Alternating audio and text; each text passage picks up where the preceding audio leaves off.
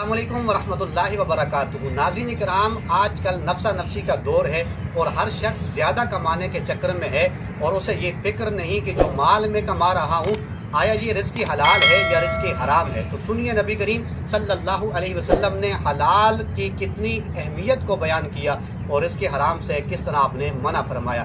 حضرت سعد بن ابی وقاص رضی اللہ تعالی عنہ نبی کریم صلی اللہ علیہ وآلہ وسلم کی بارگاہ میں عرض کرتے ہیں، یا رسول اللہ صلی اللہ علیہ وسلم، میں مستجاب الدعوات بننا چاہتا ہوں، یعنی میں دعا کروں تو میری دعا رب کی بارگاہ میں قبول ہو۔ نبی کریم صلی اللہ علیہ وسلم نے ارشاد فرمایا کہ تو رزق حلال کو لازم پکڑ لے، اللہ رب کریم تجھے مستجاب الدعوات بنا دے گا۔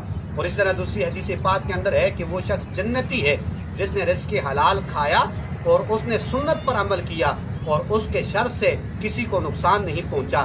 فرمایا یہ شخص کیا ہے؟ جنتی ہے۔